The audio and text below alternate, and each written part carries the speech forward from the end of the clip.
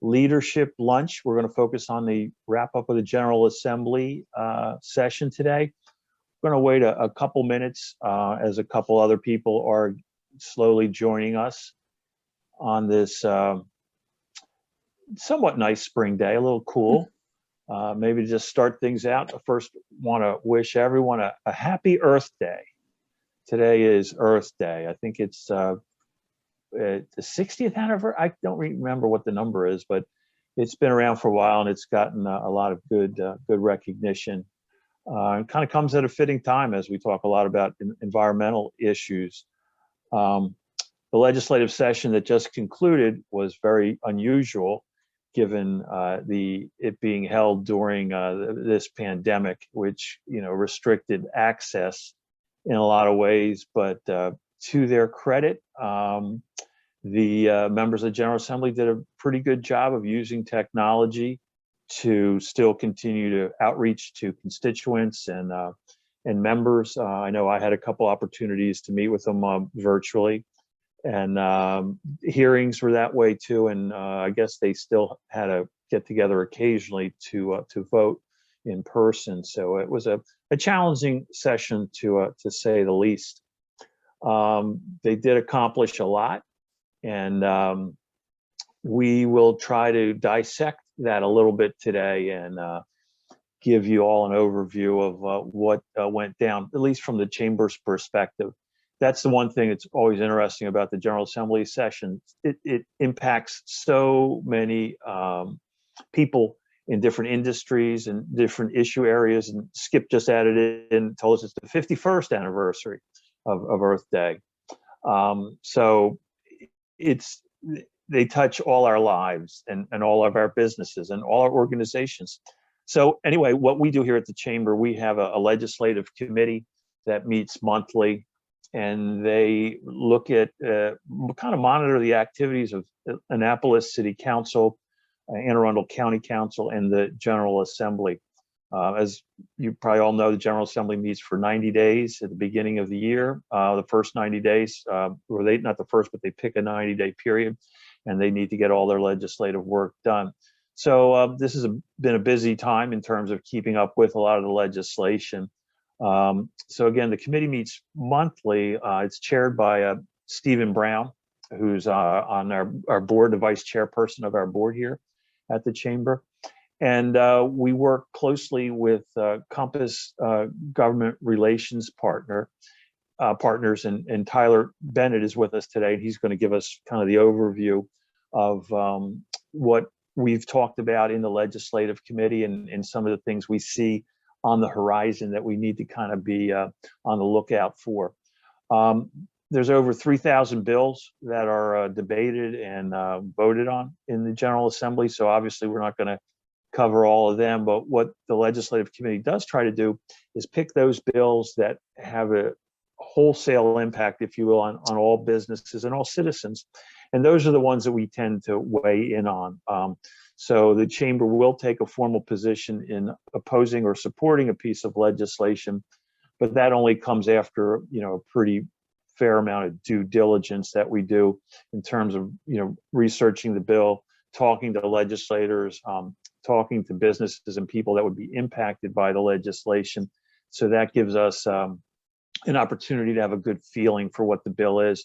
And then we reach out to the legislators and try to keep you guys, the members, the Chamber members, informed about what's on the docket at each of those levels of government.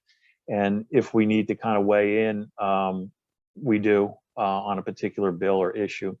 So with that, let me go ahead and introduce Tyler, and he's going to kind of give us the sum it all up in about 20 words or less, right? There is a lot that happens in every session. So what we're going to do is just by format, we'll go through. Tyler will kind of give an overview of what happened, talk a little bit about some upcoming issues that we think are going to be important to keep track of, and then love to open it up to questions from you all. You can either put them in the chat box, or when we get to the end, just kind of indicate, and we'll have a good discussion. So Tyler, the floor is all yours. Great, thanks, Mark. And as Mark said, I'm with Compass Government Relations Partners. This is my first year. First session working with you guys. Got a great legislative committee, and looking forward to the future too, under more normal circumstances, and getting back to a normal legislative session, hopefully next year. As Mark said, it was pretty much all virtual. Lobbyists and advocates were not allowed on site. All committee hearings were done via Zoom. The committees would get together to vote as necessary, but other than that, everything was done online. So it definitely created some unique challenges. The traditional lobbying of literally standing in the lobby to speak to folks obviously wasn't possible. So we had to get creative this year, and I think everybody increased their cell phone Rolodex for sure. But to start off with, I'll start with the state's fiscal situation. The state has battled structural deficits for years, and obviously at the beginning of the pandemic, everybody was very concerned about the state's financial situation, just as any state's financial situation when you have to shut down a large segment of the economy. So we kind of were prepared for the worst, although as we got months into this thing, the state revenues didn't quite look as dire as we had expected. Held up, payroll held up. I think, at least on the surface, it looks like the PPP program was pretty successful with keeping money coming into the state, and obviously the couple of stimulus packages passed by Congress sending money to the states was a big help, at least in the short term. We're not quite sure what's going to happen in the out years, but from a budget perspective during the 2021 session, we weren't searching the couch cushions for pocket change. We were in a pretty good situation, so that kind of took a lot of pressure off the General Assembly to where they could focus on the pandemic issues and sending targeted relief to where it was needed, and focusing on other issues. The other big issue this year that just dominated the session was the police reform package that ultimately passed at the end of the day. The governor did veto it the last week of session, which gave the General Assembly the opportunity to override the veto before session ended, so they wouldn't have to do it next year, of course, which they did do. So that will go into effect. The session kind of started off with the governor's so-called Relief Act, which he introduced to provide, that was the direct impact payments to individual taxpayers, much like what the federal government has done, providing additional grants for businesses, unemployment rate relief, which I will get to separately, as that's a much larger issue. And also doing some loan forgiveness for businesses that received loans at the beginning of the pandemic. I think it's up to $50,000, basically turning those grants or turning those loans into grants under certain circumstances. And to the extent that you guys would need any help navigating, if you're able to take advantage of that, please reach out to Mark, reach out to me. Happy to assist there. I think they've tried to set it up in a lot of ways to where it happens automatically, as opposed to having to apply for such bits, but it can vary based on the program. So getting into the specific legislation that we looked at, excuse me, or let me start off with that unemployment insurance issue, which I mentioned. So obviously, with everything that has happened over the last year and a half, with businesses, having to alter the way they operate, laying off staff as necessary, that's going to create a big hit in the state's unemployment fund. So obviously, the state's going to have to do what they can to replenish those funds. they talked about, and it was included in the governor's bill, which ultimately passed, that they would calculate unemployment insurance rates for 2021 based upon the business's experiences in 17, 18, and 19, and ignore 2020. Because obviously 2020 looks, that's going to create, that's when all of the challenges occurred. So that was a way that they tried to stabilize the rates. The state also received billions from the feds. And the governor held a press conference a couple of weeks ago announcing, I think, $1.5-ish billion of federal money that he's putting straight into the unemployment fund. And kind of the way that the legislation was built, the way that that press conference went down, it kind of made it seem like businesses weren't going to see large increases in their unemployment insurance rates. Now, heard from Mark, I know he's heard from some of his members, I've heard from other clients that businesses are seeing huge rate increases. And what happened was that the Department of Labor was required not, I don't know if it was by law or just simple because of math, that they needed to move to what's called Table F, which is a higher range of unemployment rates for all businesses. And I think that range is like 2.3% all the way up to 15%. So basically raising all the rates, but calculating your specific rate within that range. That's where that 17, 18, 19 calculation comes into place. So basically, your rates are going up. The state can argue that what they did will help them from going up even more. But that's just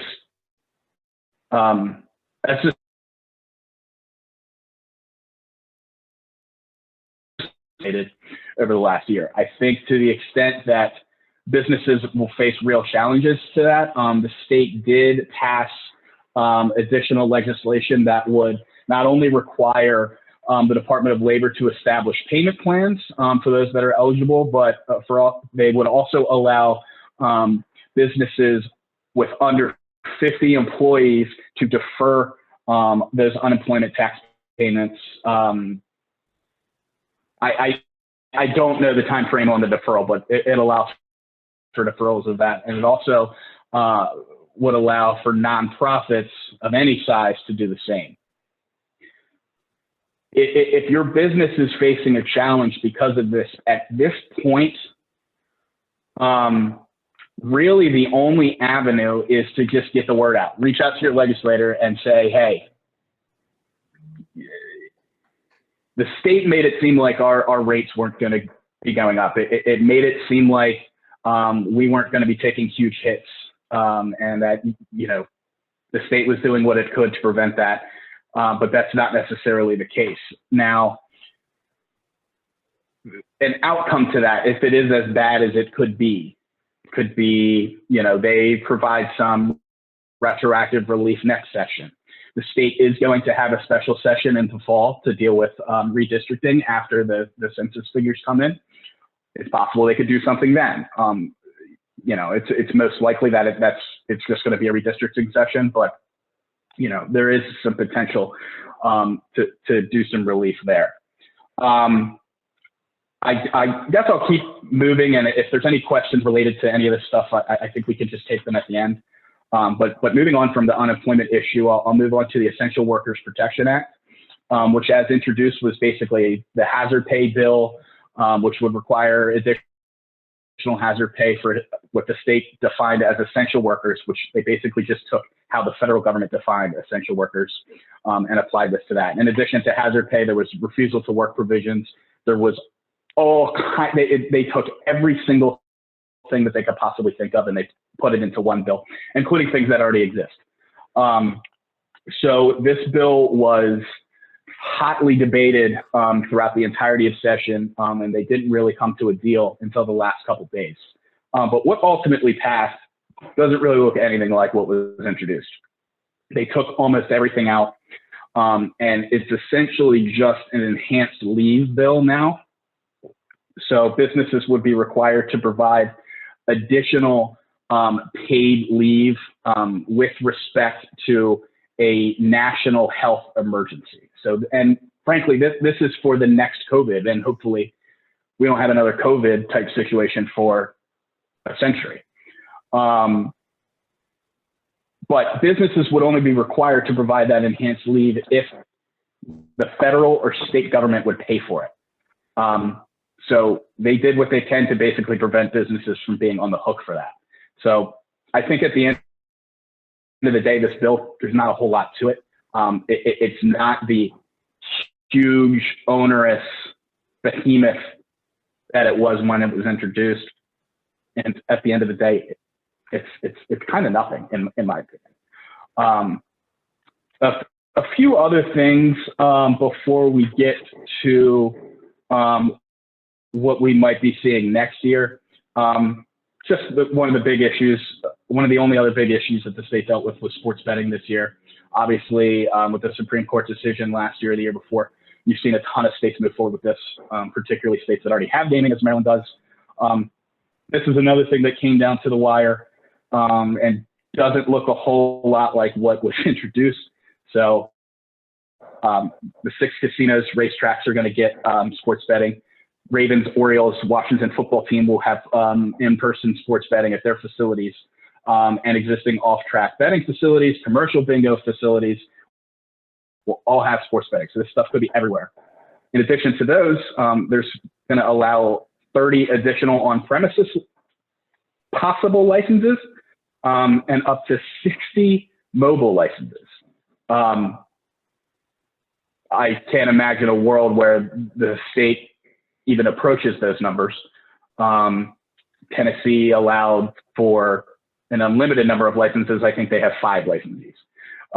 So it'll be interesting to see how that takes shape. The licensing process is going to take about 1 to 2 years. The casinos and racetracks are probably going to be up and running before anybody else, before they go to a competitive process for the other licenses. So,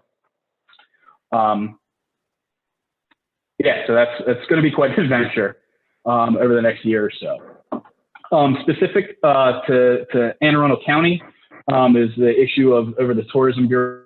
A bill was passed that would give the county and city of Annapolis greater oversight of Visit Annapolis and Anne Arundel County Tourism Board, and creates for audits, or creates an audit authority, and also it provides a cut of the hotel taxes to the Annapolis Art and Public Places Commission and City Housing. On the alcohol side, the alcohol cocktails to go is here to stay. Cocktails to go was implemented during the pandemic to provide some relief to restaurants that weren't able to serve people in person. And this bill would make that not permanent. It does sunset after 2 years, but I think the idea is that in 2 years, it'll probably become permanent. And once the world doesn't come to an end, now that restaurants can serve cocktails to go. In Anne Arundel County, movie theaters are also going to be allowed to serve alcohol now too, just beer and wine. So further expansion of that. Now moving on to the future. So this year, there was a bill that was introduced called the Time to Care Act, which is involving the FMLA, Family Medical Leave Act. It basically would have created an insurance program similar to unemployment insurance. So employers and employees would split payments into this fund. It's a certain percentage of their wages. And I believe it was opt-in. So the employee would have to opt into it. And, you know, if the employee needs to take FMLA leave under certain circumstances for which they're entitled to do that, they would be able to tap into this fund to receive benefits, a certain percentage of benefits of their wages. It didn't really get much consideration this year, which kind of surprised me, because, you know, obviously the state passed enhanced paid sick leave a few years ago. They've done the increase in the minimum wage. This is kind of the next logical step in these types of policies. So I think this is something that's going to receive serious consideration. next year and possibly years beyond. I believe the state of Connecticut, it's the only one I know off the top of my head that has done this. I don't know if other states have done it. I think the view there was it could be worse. It could be employers would be on the hook for the entire thing. At least it is an insurance program. But yeah, like I said, I expect this to be back next year, and I expect it to, if it's not a priority of the General Assembly leadership, I'd be surprised. And if it's not next year, it will be eventually. So this is something that we'll need to take a look at and figure out a way to advocate to make sure when they do pass something, because I think they will, it works as best as possible for employers. It's a couple other general things. The Maryland, the General Assembly had another climate bill this year related to energy emissions. It's like it would require a 60% reduction in Maryland's energy emissions based on levels in the past. It's not 60% from today. That's a lot. I think by 2030, and it would require Maryland to be a net zero state by 2045. This is a bill that looks like it was going to cruise to passage and was just a casualty of the last day of session on sine die. There's a handful of those bills that happen every year. This was one this year. So I would expect this to be back next year. Obviously, it's going to have effect on businesses from energy rates and things like that. That would trickle out through the economy. So that's going to be a priority for years. Plastics, I expected a plastic bag ban to pass, the statewide plastic bag ban to pass this year. It did not. I still expect something to happen eventually. And also there was a single-use plastics ban for food service businesses that did not pass this year. But again, Maryland being the progressive state that it is, these are things that are likely going to be coming eventually. I think this year with COVID, they were focused on just getting through the session and providing relief where needed, that a lot of these other more progressive causes that would get more consideration in the normal year just kind of fell by the wayside. So next year, I expect that back. From a tax perspective, it kind of goes to what I was saying earlier about the state's budget situation that is not as bad as possible. But that could change. That could change in the out years. So the business community always has to be on the lookout for what the state's doing from a tax perspective. The state did override the governor's veto of last year's tax package, which was a tax on digital ads, a tax on streaming downloads, and an increase in the tobacco tax. That was one of the first things they did this year, was to override that veto. The U.S. Chamber of Commerce and a few other business groups have filed a lawsuit against the state of Maryland related to that digital sales tax. To my knowledge, there hasn't been any. I think it's just been filed. I don't think anything has happened in terms of asking for a stay on the law or anything like that. So we'll just have to see how that goes. It's going to be a similar legal situation to where the Supreme Court had to deal a couple of years ago with digital online sales tax and the collection of online sales tax. So I expect that to end up being a pretty sizable legal fight. And the last thing I have on here, guys, is just another just kind of business related bill. We've seen predictive scheduling in the past several years, which would require employers, with certain exceptions, obviously, for employers where this doesn't necessarily make sense, to provide their employees with their schedule. I think it's like at least a week ahead of time. And employers wouldn't be allowed to change it unless certain conditions were met, et cetera. This was the first year in many years we haven't seen this introduced. It was a big surprise to me. I'd expect that to come back and be given consideration in the future. With that, I think I will turn to the two bills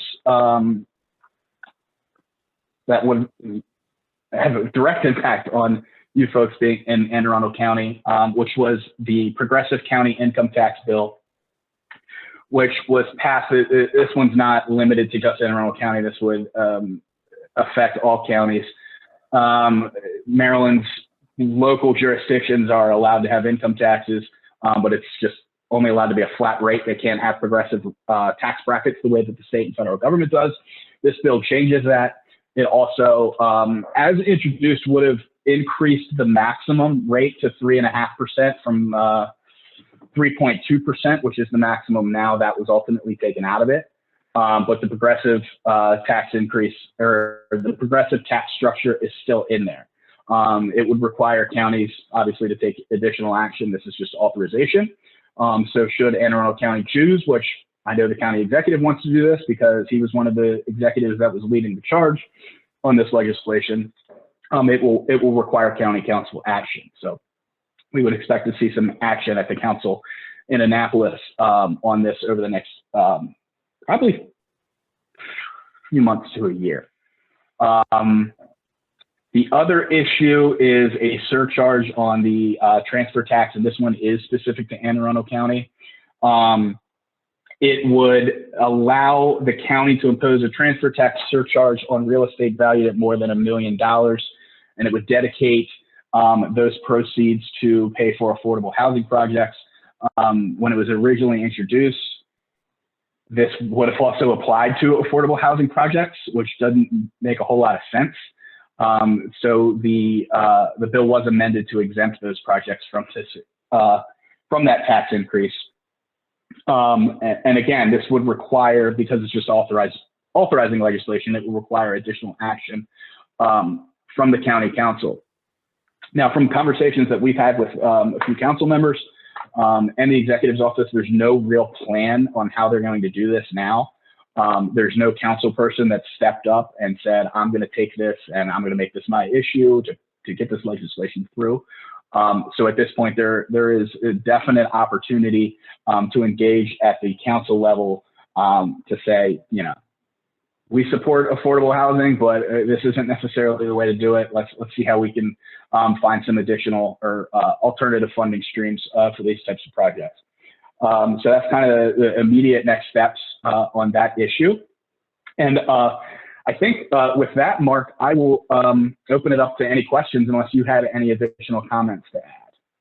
No, thank you, Tyler. I think you covered the gamut as very well. And like I said at the outset, there were a lot of legislation introduced, a lot passed, a lot didn't. We, with this wrap up, just tried to identify the things that we think had the most impact on Anne Arundel County businesses. So with that, let me throw it open. Does anybody have any questions? I know I have a couple, but I want the audience, anybody logged on that wants to ask a question or discuss an issue.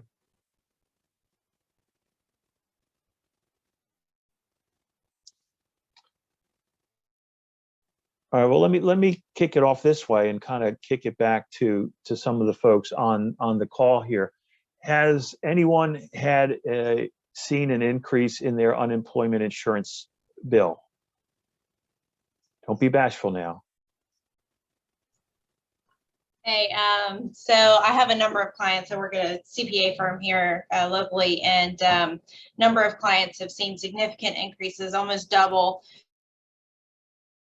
what they were previously paying. So they're taking a pretty good hit with this one financially.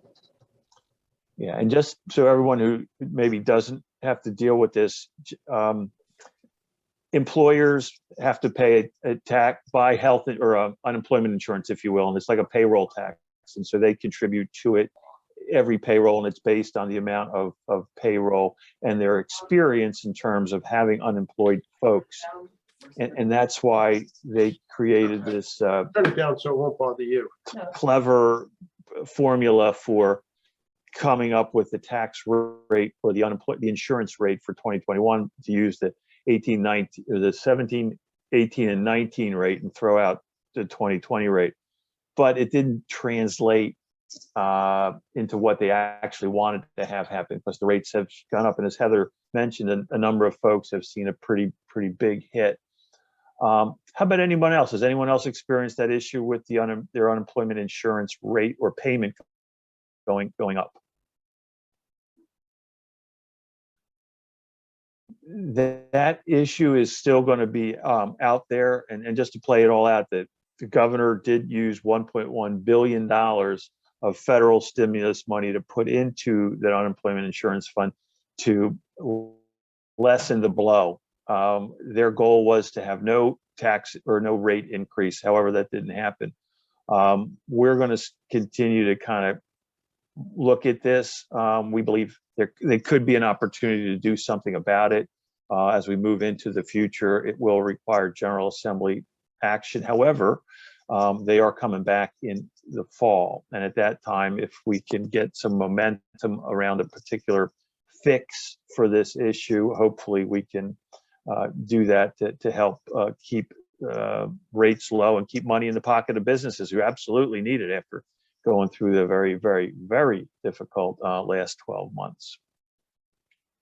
How about some other questions, something that was talked about or something that was not talked about that happened this General Assembly session?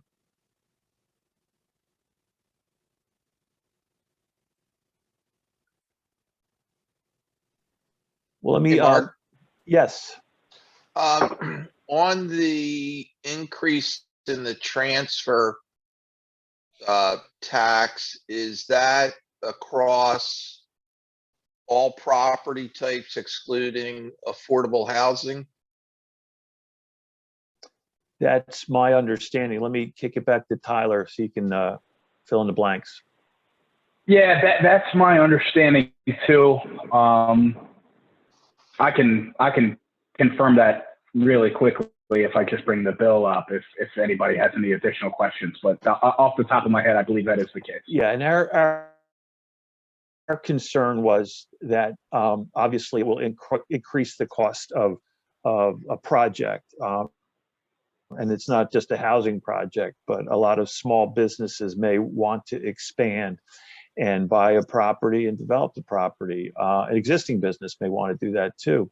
And it will generally be north of $1 million. So it will increase that cost to that business to expand or relocate. The other concern we have is that the money generated from the surcharge, and they're clever, they didn't call it a tax increase, it's a surcharge on an existing tax. So, you know, it's kind of a playing on words a little bit, but those funds that were generated from that would go into this special affordable housing reserve fund, which currently doesn't exist. And so talk about the cart before the horse. And the other fun feature of this is the General Assembly passed this bill, and all it does is give the authority to the county council to implement the bill. And it would also include the city of Annapolis in this because they're part of the county. So on those counts, we had some severe concerns about the bill moving forward. So that bill, the surcharge on the real estate transfer tax and the progressive income tax bill, now move over to our friends at Anne Arundel County Council to potentially take action to enact those two tax increases.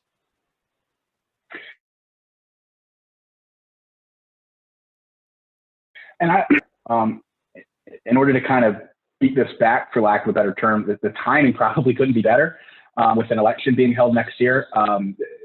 He already had, the county executive already has one confirmed opponent and like, 3 or 4 more. So he has governed as certainly the most progressive executive that the county has had. Obviously, the county from a political perspective is shifting from where it's been in the past, but it's been a pretty big shift in the executive's office, and that hasn't gone unnoticed. So those two issues will be, kind of training a little bit more focus on county council that and some things going on with the general development plan and whatever else may pop up with county council. How about some other thoughts or comments that folks might have? And just to jump in, I did look at the bill, and yes, it applies to all properties except affordable housing. That is the only exception listed. Mark, this is Skip Ault over at the Public Library. I just want to mention to everyone that Maryland Libraries worked with Compass over the past 2 years. And Tyler, I'm not sure if you had much involvement with it. I know it was Isaac Meyer, and it was a kind of a hard-fought bill within the library community. It's the Building Lifelong Learners Act that was passed last session, vetoed, and then overridden in this session. But just for the benefit of all the chamber members on this call, it's a tremendous advance for libraries all across the state, and it pretty much immediately brought some financial benefit to Anne Arundel County. It did several things. One of the biggest things was to increase the capital grant program for public libraries that the state has had in place. All that time, there was a $5 million sort of pot of money that we could all compete for. And we received $1 million for the Annapolis project a couple years back. We received $2.5 million for the Riviera Beach project a year ago. Well, anyway, this one of the things this bill did was to expand it to $7.5 million. And immediately our grant for this year for Riviera Beach, which had been authorized at $167,000, we had requested $1 million toward that project. And because it passed, the state library let us know a few weeks ago that they were going to go ahead and fund the entire request that we had put in. So it does that. It also, it was Senator Elfreth's bill primarily. And one of the things that she picked up on was when we eliminated overdue fines for children and teens 2 years ago, she thought, wow, why don't we do this for the whole state? And that's where it got a little bit dicey in terms of the negotiations with all the libraries around the state, but that is part of it. Since then, we in Anne Arundel have eliminated the fines for everyone, for adults, children, and teens. And then this also stabilizes funding going forward for a few years with some funding increases for the basic per capita funding formula for the libraries across the state and for the State Library Resource Center. So I just wanted to thank Compass for the work you've done over many years with the library community. Yeah, thanks, Skip. As much as I'd like to take some credit for such great progress, it was my colleague Isaac leading the charge on that. So I don't want to steal any of his thunder for his hard work there. One of the things, and that's great news, Skip, that you've got the funding that you're looking for. But you said, it struck me about the process is the veto, and there's seems to be a lot of vetoes that do go on, and we saw that this session. You know, and moving forward, and I know this is a speculative question, Tyler, what do you think? Is there anything out there what's the buzz? Is the governor got the veto pen out for anything? You know, frankly, Mark, I don't think there's a whole lot out there for him to veto. Obviously, the big thing was police reform, which he did veto, but that's already been overridden. I think a likely candidate would have been the Essential Workers Protection Act if it had passed as introduced. I think that would have been a slam dunk veto, but at this point, I don't think it's worth him using any political capital for that just because it doesn't really do a whole lot. So beyond that, there might be a handful of little issues that aren't necessarily on the larger radar that might be on his radar. But as of now, I don't really think there's anything major out there that would get his veto. The state did pass a update to the Kerwin education funding legislation that was passed last year that he did veto. That the General Assembly overrode that as well. You know, that's a huge funding increase, and it's just a huge shift in the state education policy and how they deal with the locals. He already has, and what they passed this year wasn't too controversial, and the governor has already come out and said that he will not veto it. I don't know if he's going to sign it and just let it take effect without his signature, but he's already sent a letter to the presiding officer saying he's not going to veto it. So beyond that, I'm not sure what else is out there that is worth it for him. That's good. That's good. A little less drama, which is always nice. And then I guess the next things, other than the unemployment insurance issue that will continue to percolate as there's movement forward with the sports betting and getting those regs finalized to get the casinos up and running, the two baseball stadiums, one baseball stadium, two football stadiums, and then the other applications, because I think they could be activity generators, and you might see some venues here, or a venue, whatever, in and around Annapolis, because again, trying to help develop a little bit more activity to help the economy recover, particularly in the hospitality and entertainment area, and so there's going to be pressure, I think, to get those regs done sooner than later. So that's in the mix too. Yeah, the state lottery commission, which the head of that has since the bill passed, has indicated that he will step down, which I think is interesting, that he doesn't really want to take part in the process, but has said that they want to at least try to get the casinos and racetracks, basically the venues that are getting an on-premises license by right, up and running by September, obviously for football season, and the rest of this is going to take some more time. But quickly jumping back to the governor, I guess the thought just kind of popped in my head now that you talked about vetoes, and I think he's going to spend most of this interim, anything that's not COVID related. Obviously, he's still, that's going to be his main focus, but he's going to be spending a lot of time on this redistricting. He's kind of adopted this as the national leader for redistricting reform. He has higher aspirations, and I think he's kind of picked that as his chief platform. At the end of the day, there's not a whole lot he can do other than use his bully pulpit, because just with the way that the state's constitution is set up and with the Democratic supermajority and the legislature, at the end of the day, they can get through what they want. There are slightly different processes for the state district lines versus the congressional district lines, but at the end of the day, it's kind of the General Assembly's product if they want it to be.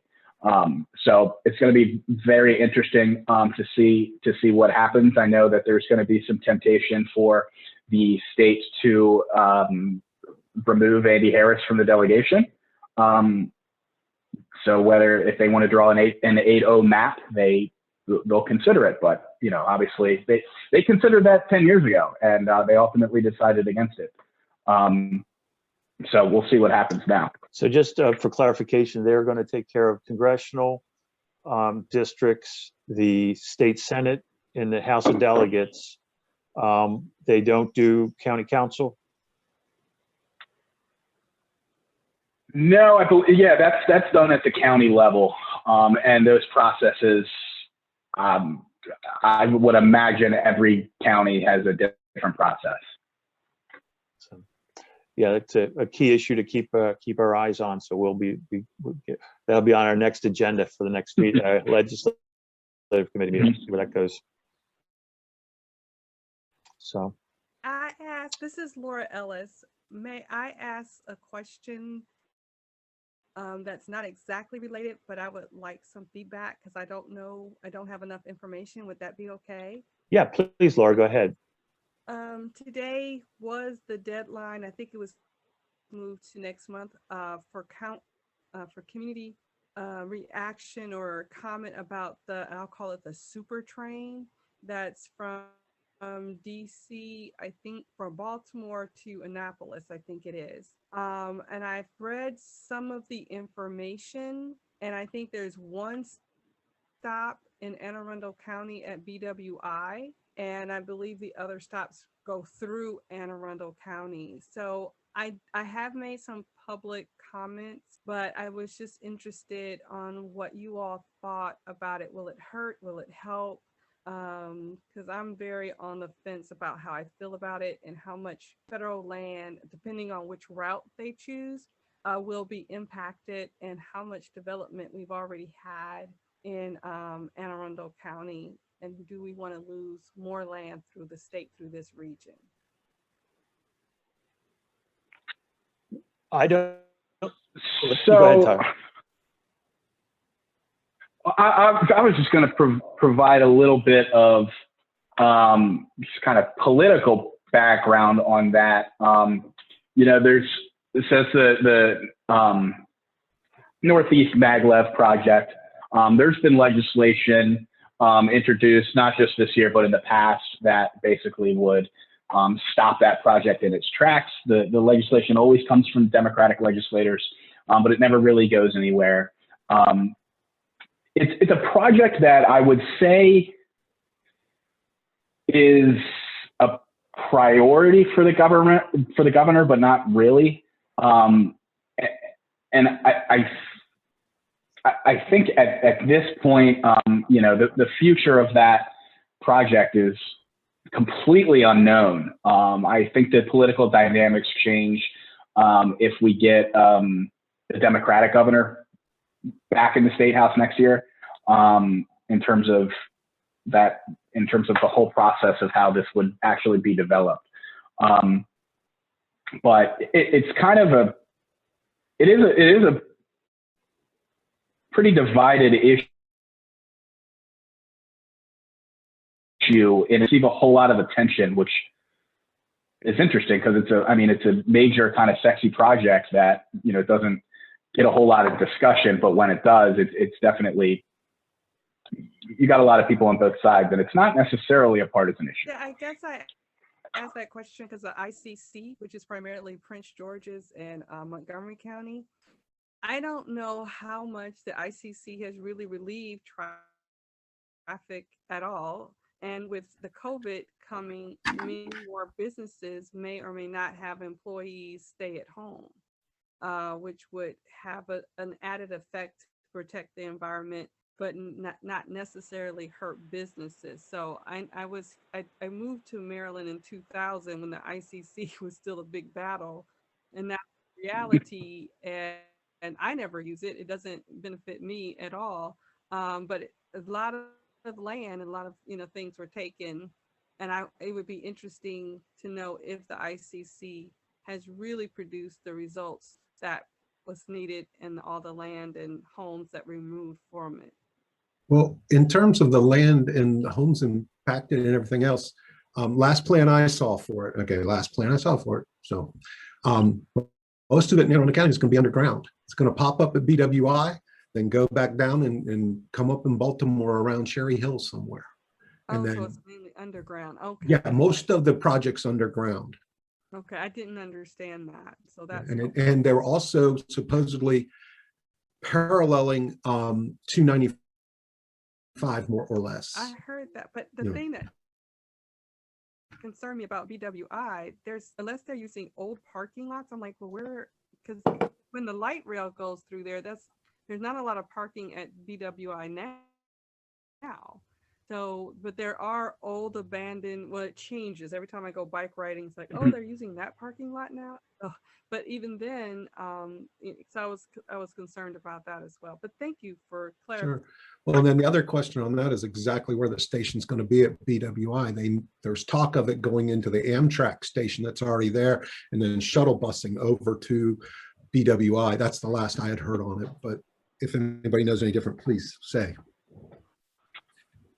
Yeah, I'm not sure. This isn't an issue that I follow too closely, but I also would imagine that the new administration in DC, at least publicly, I don't know how realistic it is, but obviously is a greater supporter of high-speed rail, not just in the eastern corridor, but nationwide, and enhancing the nation's rail system. So to the extent that plays any sort of role in what may happen with this project, I'm not sure, but I'm certainly but I'm certain that, you know, it's something that the federal government would be more involved in than, say,